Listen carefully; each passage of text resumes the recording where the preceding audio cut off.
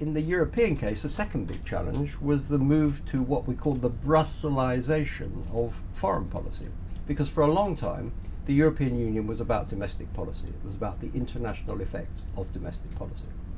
But soon, well, in fact not soon, I mean this goes back to 1980, there was the emergence of what we now call the Common Foreign and Security Policy. It used to be called the European Political Cooperation. And in that, it was decided, and particularly it was decided in Maastricht, and then subsequently in the Amsterdam and the Nice treaties, that these foreign policy issues would actually also be dealt with in Brussels. It would be no longer the political director flying out from a national capital and seeing his opposite numbers in Brussels, but they set up a new department within their embassies, their permanent representations, to deal with foreign policy. So every week the committee concerned, the Political and Security Committee, or as the French call it, the COPS, the Comité Politique et de Sécurité, meets at least one day a week, usually twice, and sometimes 3 times if there's a crisis going on. And that locus of decision making has now moved to Brussels, which means also the reflex for those people is to think there's an answer in Brussels to this, we'll discuss it in Brussels, rather than purely nationally. This was important for small countries because don't forget that the small countries didn't have embassies in every country of the world. They only had, if you take a country like even Denmark and Sweden, they don't have even a third of the embassies that a country like France, or Italy, Germany, or the United Kingdom has. So they relied anyway on others to give them information about the countries they had to discuss in Brussels in the Common Foreign and Security Policy framework.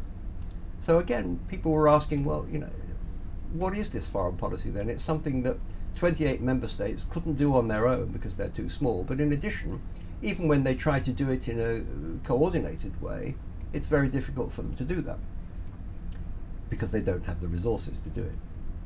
Basically, what I would argue is that all of this shows that we were coming to the end of what was known as the Westphalian System, based on the Treaty of Westphalia, which we have no time to discuss now, but I would suggest that you look it up and see what Westphalia actually was about. What certainly the Westphalian System was the creation of a situation of international relations where there was state sovereignty, where the rule was that you couldn't interfere in other countries' business. Later, the Vienna Convention on Diplomatic Practice was a list of rules that all diplomats had to follow. It told you what to do and how to do it in diplomatic interaction.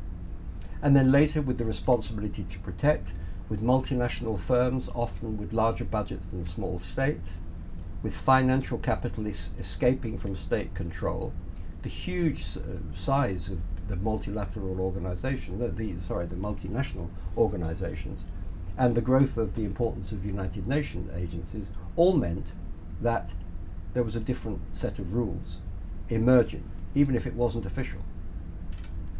So the European Union needed really to start thinking in terms of a proper response to all those challenges. And that was why the External Action Service was set up. You will remember that the External Action Service was called the European Diplomatic Service in the Convention, the treaty, the European Union Treaty that preceded Lisbon and was rejected by the French and the Dutch. So that the External Action Service is the name it was given in order not to call it a diplomatic service, because member states were rather reluctant to do that. So I'm going to end there, having introduced the European External Action Service, and say that with the creation of the External Action Service, European governance has changed in a very important respect, and this is a process that will continue. It will continue from crisis to crisis. When everything is going smoothly, there's no need to make new rules, but when things aren't smooth and the crisis has to be dealt with, then you need new rules. Gradually, I think you will find that more and more slips to Brussels. That would be my prediction at least, but facts will tell you what really happens on the ground. Thanks for listening.